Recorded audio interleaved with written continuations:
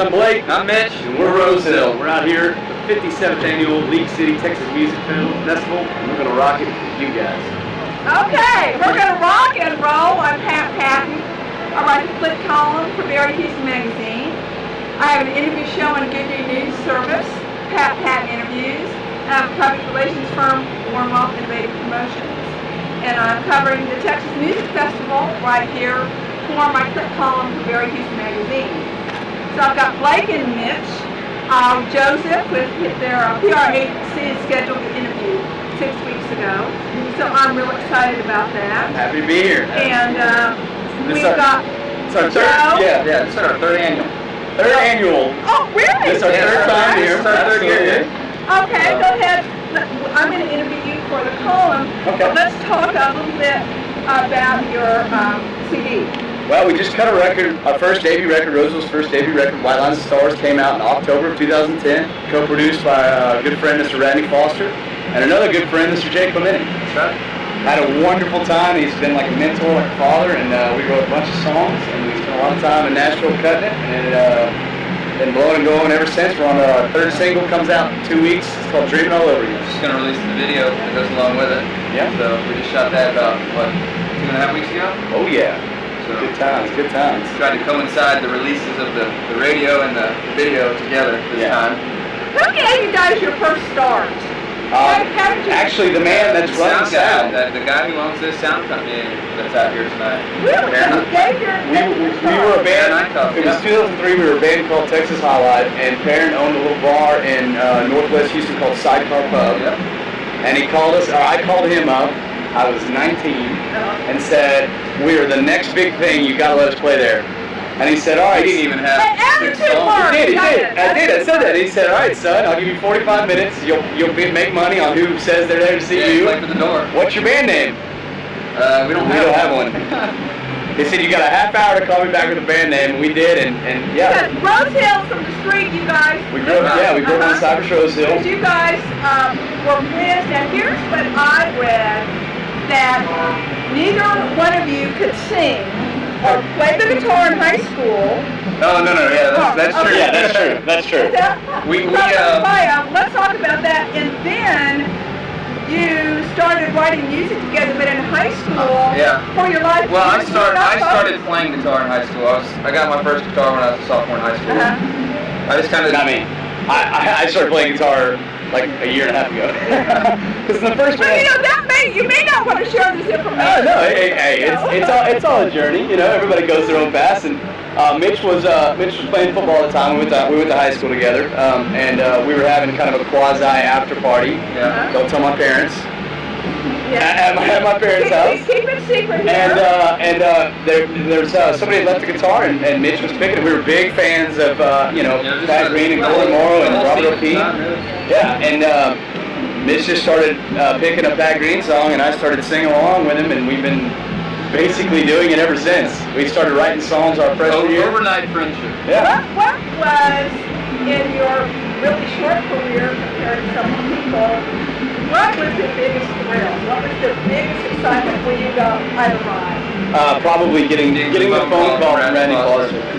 Because we were ending Texas High Life, and so Mitch and I had really kind of gathered everything in, and we were writing, and we had put together just this 4-track demo, and a buddy of ours indirectly gave the demo to Radney, and he called us 2 days later.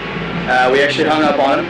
First time he called, did not. Why did you? Oh, We thought someone was messing. Because everybody knew we were shopping for a producer, and so I was like, "There's no way." And he called me right back, and he said, "Son, this is Radney Foster, and I want you guys to fly to Nashville so I can meet you." And we did. We flew to Nashville, and that had to be the biggest thrill, and it's still ongoing. We talk.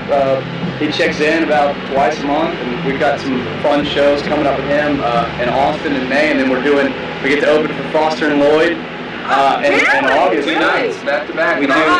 We do August 19th.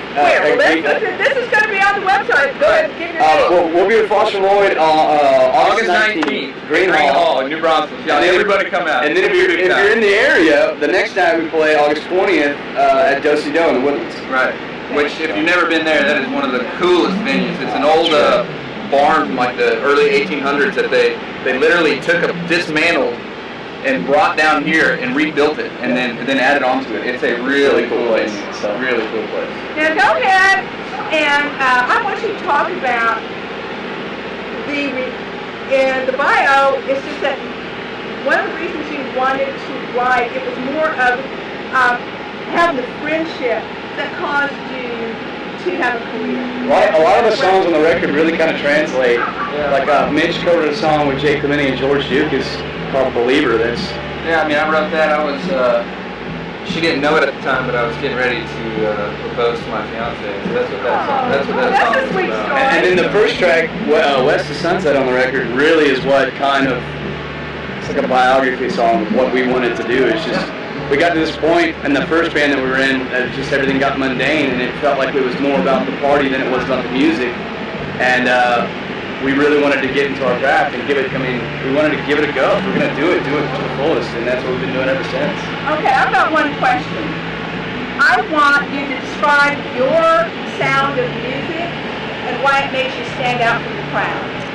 I think we're unique for one, especially here in Texas, just because the fact we're a duo, you don't see too many. Right. And then, which I think something that Radney saw early on, because when we were shopping for that producer, we weren't shopping as a duo. I was lead guitar player, he was the singer, and then when we went and met Radney, he's like, something is really interesting about y'all's two voices together, you know, as it layers. And he goes, if I do your record, you're a duo. So I mean, that's how we really to describe it. I mean, Mitch and I strive to be a modern Everly Brothers, Buck Owens. We've always grown up with that kind of music and the excellent harmonies that those two groups had. Let's hear a little harmony. Let's hear a little harmony. Oh goodness, so.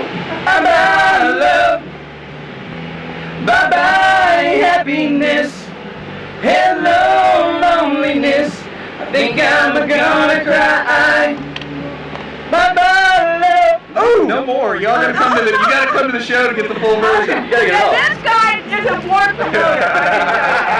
Guys, you can check us out on Facebook, Twitter. We do all the social media, but our website where you can get all those links, www.rosehill-live.com. And we are not one of those artists that has somebody else doing their tweeting and Facebooking. It will be one of us every time. And forgive me for my tweets.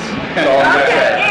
If you ever want to book us for a private party or a bar gig, call 512-814-0423. Austin Universal Entertainment. Talk to Jennifer Hargrave. She'll hook you up.